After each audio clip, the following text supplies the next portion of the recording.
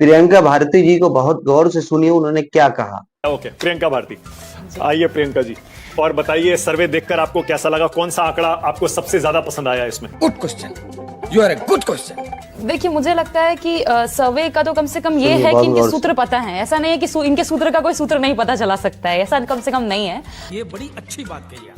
दूसरी बात कि एसआईआर का मुद्दा तो हावी है और वो हावी रहना भी चाहिए। और मुझे लगता है कि अगर ये सर्वे हुआ होता, प्रेस कॉन्फ्रेंस के बाद जो चुनाव आयोग का प्रेस कॉन्फ्रेंस हुआ, आंकड़े और बदलते। मगर क्यों? क्योंकि प्रेस कॉन्फ्रेंस ने हमारे सवाल का एक जवाब नहीं दिया, एक भी जवाब नहीं, लेकिन एक जवाब उन्होंने दिया। पूरे देश को पता चल गया है मोदी जी प्रेस कॉन्फ्रेंस क्यों नहीं करते। क्योंकि जैसे इनकी भद पिटी है वैसे मोदी जी की भी पिट जाएगी, इसलिए वो आते नहीं है। बहुत गौर से सुनिए ये बात।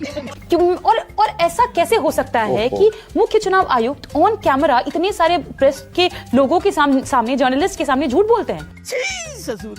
उन्होंने कहा कोई एफिडेविट नहीं मिला। आप राहुल गांधी को धमकाते हैं, हमें धमकाते हैं, 7 दिन के अंदर एफिडेविट दो, 8 दिन के अंदर दो। आप सब क्या देखना पड़ रहा है? अच्छा है मैं अंधा हूँ। कि आपके लिए कोई डेडलाइन नहीं होता है क्या टाइम का?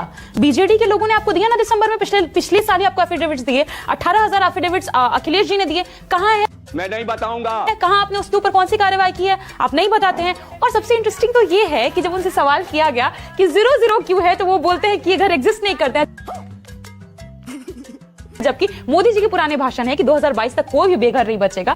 झूठ बोलो।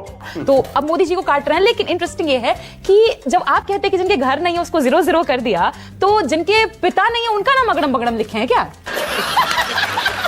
क्योंकि पिता तो है सबके QWZISR कैसे हो सकता है? बेशर्मो, शर्म करो शर्म। एवरीबॉडी, सबके सब चोर हैं साले।